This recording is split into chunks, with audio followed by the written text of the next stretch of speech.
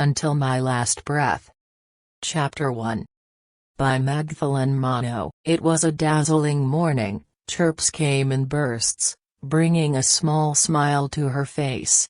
The birds were calling to one another in that beautiful way they do, the songs coming from the tree outside her window, and she was lying peacefully on her bed hugging her teddy close to her chest. Light besieged her room, when the curtains are moved by her mom. And she shrunk her eyebrows and her lips twitched in annoyance. Little girl covered her face with the duvet against gleaming sunlight. Her mom asked her to gear up as she's getting late for her first day. Toddler started whining. Her mom hauled her off the bed. She started scrambling off her bed and falls back on her place. Her mom got tired of her daughter's act of defiance. She mumbled, "Like father, like daughter." A small chuckle heard and her mom veered her gaze back to the door where her handsome husband, John, grins. John earned his wife Jenny's glare in return and he scurried away. Jenny takes her 4.5-year-old little girl Laura vehemently to get ready for the school, and finally, their cute little girl gets down the stairs with her cute little bony tail wagging right and left. John smiled at his little princess in her pink frock. He holds Laura by his arms and kissed her cheek with a smile reaching his heart.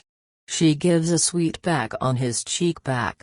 All the three moves towards the school in their car. At the Leo's mansion, there comes a 8-year-old boy Leo with his messy hair and unclasped necktie, descending a staircase while putting things inside his school bag. He took a loaf of bread and stuffed in his mouth with one bite and moved out towards his pedal cycle. He stopped in his steps in the midst of traffic and ruffled his hairs in annoyance as he was not ready to get punished by his tutor for being late. All of a sudden, he heard a giggling sound of a toddler. He cocked his head towards the car window beside him where he saw Laura who giggles while having her frozen yogurt. His lips curved into smile seeing this inadvertently. At the instant, the traffic light turns green, their vehicles started moving and they were unaware that their destination is same. Leo parked his pedal cycle near hedges and started moving towards his class with untied shoelaces, carrying his belongings. And here Laura looked at the school campus in awe and a smile crept across her face seeing the playground with a lot of play stuffs. She found the place astounding and her parents smiled at each other after seeing their daughter's grin. John and Jenny finished off the formalities and her daughter got admitted to the school. Laura holds her mom and dad's fingers on both sides and took baby steps with her squeaky shoes that squeak with her each step. All of a sudden, a ball rolling on the ground comes to rest by itself in front of her. She bent down to take the ball. At the same time, a boy came over there to get the ball from the cute little girl who is pretty in pink. He came in front of her. She raised her head towards him. Her sapphire eyes bore into him. His lips curved into smile seeing the same girl. She smiled at him cutely and takes baby steps towards him with a squeaking sound. She gave the ball back to him, her tender fingers touched his. He got an unknown urge to pull her soft pink cheeks but he restrained himself.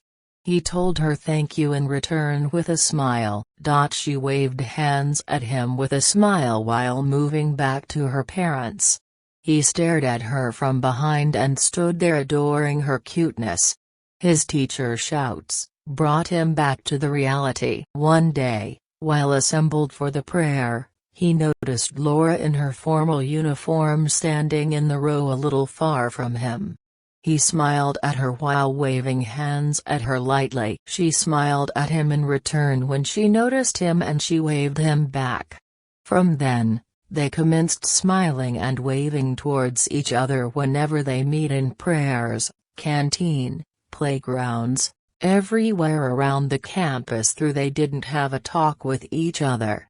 Laura used to see him often outside his classroom as he's often sent out by his teacher for not doing homeworks, coming late, for fights as well. He had an irascible temper, cantankerous. It was Laura's birthday. She got ready in her crimson red frock, the decorative frill-sleeve panel dress with soft satin fabric made her look like a red floret. She giggled seeing herself while she stood in front of the mirror before leaving for the school.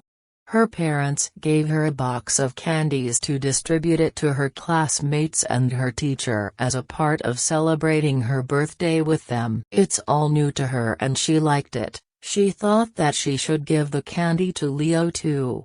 John dropped her at the school and went back to his office. Leo was late for the school. Laura got upset as she couldn't see him in the morning assembly prayers.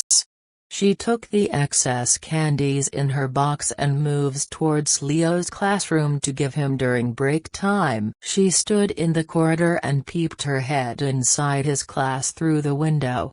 But he found nowhere.